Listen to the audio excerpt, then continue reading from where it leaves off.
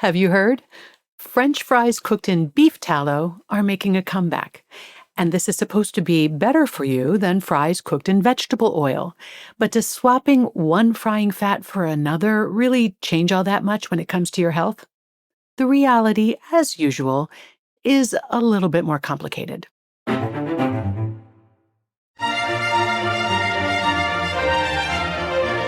Hello, and welcome to the Nutrition Diva podcast, a show where we take a closer look at nutrition news, research, and trends so that you can make more informed decisions about what you eat. I'm your host, Monica Reinagel, and today's episode was suggested by Noah, who wrote, "A fast food chain in my area is promoting its use of beef tallow to cook its French fries as a healthy alternative to seed oils. I assume unsaturated fats are still preferred from a health perspective, but are there some benefits to beef tallow compared to other sources of saturated fat?" As Noah suggests, this issue is more complex than just saturated versus unsaturated fat. So let's take a more nuanced look at the pros and cons of this new trend. When people talk about seed oils these days, they are usually referring to vegetable oil made from soybean, corn, sunflower, or safflower seeds. These are the oils that are most often used in commercial frying. And compared to these oils, beef tallow is much higher in saturated fat. While most vegetable oil contains between 5 to 15% saturated fat, about half of the fat in beef tallow is saturated. And eating more saturated fat generally raises LDL cholesterol. That's the type that's most strongly linked to cardiovascular disease risk. And that's one of the main reasons that public health guidelines recommend limiting saturated fat to about 10% of your daily calories. That's going to be around 20 grams per day. So let's translate that into real food. One egg contains less than 2 grams of saturated fat, about the same as in a tablespoon of vegetable oil. A glass of whole milk contains 5 grams. A hamburger, a tablespoon of butter, or an ounce of cheese each contain about 7 grams. Perhaps the most concentrated food source of saturated fat is coconut oil, with about 12 grams per tablespoon. However, there are different types of saturated fat. The saturated fat in tallow is mostly palmitic acid and stearic acid. Palmitic acid is the one that pushes LDL higher, while stearic acid appears to have a more neutral effect on cholesterol. That mix makes beef tallow a little different from, say, butter or palm oil, both of which are heavier on the cholesterol-raising side. There are also scientists who argue that the role of saturated fat in heart disease has been overstated, pointing to studies that show more complex relationships between diet and cholesterol and health outcomes. Still, the majority of evidence suggests that lowering saturated fat intake, usually by replacing some of it with unsaturated fat, is a safer bet for heart health. Now, earlier I said that about half of the fat in beef tallow is saturated. Well, guess what the other half is? It's mostly monounsaturated fat, specifically oleic acid. And that is the same heart-healthy fat found in olive oil. In terms of heart health, monounsaturated fats have a solid track record. They can help improve cholesterol profiles and reduce inflammation, and diets that are high in monounsaturated fats, like the much-touted Mediterranean diet, are linked with lower rates of cardiovascular disease. But while beef tallow does contain some beneficial monounsaturated fat, it doesn't necessarily cancel out the potential risks of its higher saturated fat content. But there's still a lot more nuance to this question. Just as there is more than one type of saturated fat, unsaturated fats are also a pretty big family, and the different members play differently. With the exception of canola oil, which is quite high in monounsaturated fats, most of the vegetable oils are predominantly polyunsaturated polyunsaturated fats, or PUFAs. And when we start talking about PUFAs, another controversy crops up. Polyunsaturated fats, or PUFAs, include both omega-3 and omega-6 fatty acids, both of which are essential to our health. While most of us get plenty of omega-6s, primarily from vegetable oils, we generally fall short on the recommended amount of omega-3s, which are found in fish, flaxseed, chia seeds, walnuts. And some researchers have suggested that this imbalance could fuel inflammation.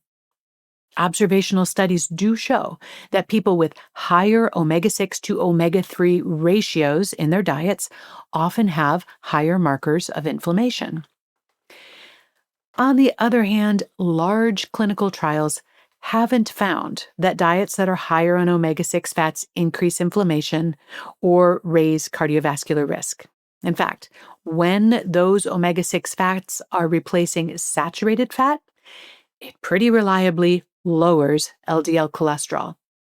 And some prominent experts insist that concerns about a high intake of omega-6 or a high ratio of omega-6 to omega-3 are unfounded. And for more on that debate, you might want to check out my episode number 185. Does the ratio of omega-6 really matter? Where I land on this is somewhere in between.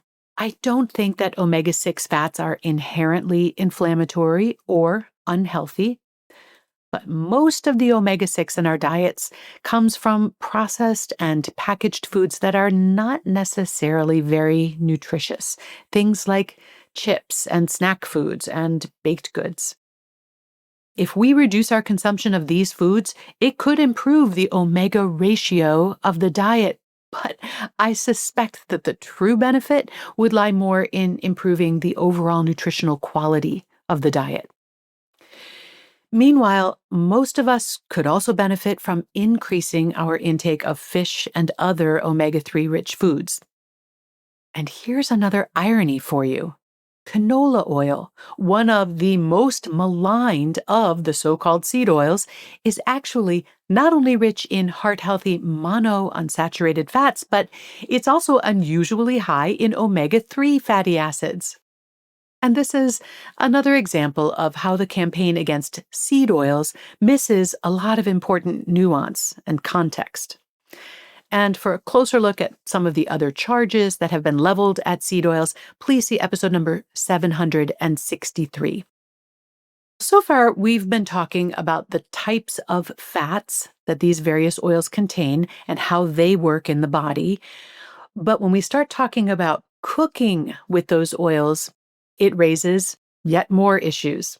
When fats are exposed to very high heat, as they are during deep frying, they can start to break down and form new compounds. And here is where beef tallow may offer a real advantage. Saturated and monounsaturated fats, the primary types of fat in tallow, are both relatively stable at high temperatures. Polyunsaturated fats, by contrast, less stable at frying temperatures.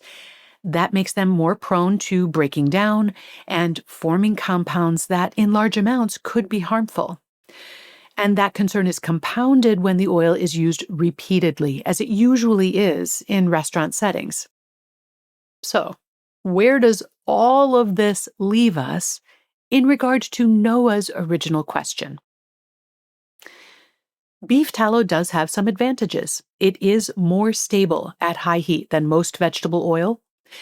Although it does contain a lot of saturated fat, at least some of it is in the form of stearic acid, which may be easier on cholesterol than other types of saturated fat, such as those found in butter or palm oil.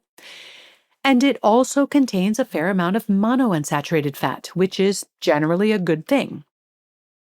On the other hand, using it to cook French fries turns an otherwise vegan food into an animal food.